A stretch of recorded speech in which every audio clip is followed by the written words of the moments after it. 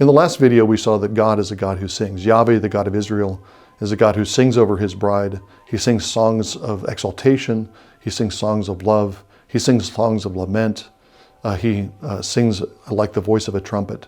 When we get to the New Testament, we realize that this one voice of Yahweh that we hear in the Old Testament is distributed over the three voices of the persons of the Trinity.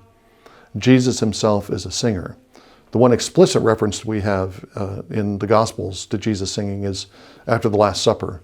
After his disciples have celebrated the Passover together, they sing a hymn, probably the Hallel, which consists of Psalms 113 to 118. That was a traditional Jewish Passover hymn at the time. Probably Jesus is singing those psalms before he goes out to the Garden of Gethsemane. He's singing as he goes out to suffer for his people. But in all likelihood, Jesus sang frequently during his incarnation. The Son sings to his Father. He sings the Psalms in the temple, and he sings the Psalms in the synagogues. The Psalms are his songs. They're songs of David, but they're songs of the greater David. Surely Jesus, the incarnate Son, would try out his human tongue and sing those psalms while he's on earth. And it's not just the Son who sings, but the Spirit too is the music of God.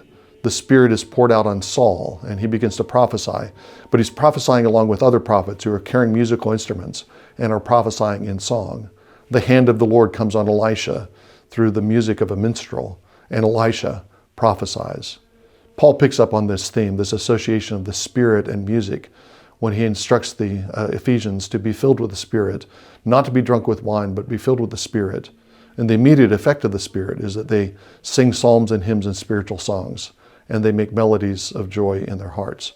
The Spirit, as Jim Jordan likes to say, is the music of God. And this doesn't just happen with Jesus in Jesus' earthly ministry or in the time of the apostles. Jesus continues to sing. He continues to sing after his exaltation. He ascends into heaven as the greater Aaron to go into the heavenly most holy place. And he ascends into heaven as the greater Asaph to lead his people in song. Hebrews 2 talks about this in quoting from Psalm 22, where Jesus is quoted as saying, "I will sing in the midst of my brothers." When we sing together at church, we're caught up together with Jesus. He is the chief singer of his church. We're caught up together and we join our voices with Jesus. And the surge and the rhythm of our singing is the surge and rhythm of the Spirit. The Triune God is a God of music. And by his grace, we're caught up into the music of the Trinity and join in that praise to our Father.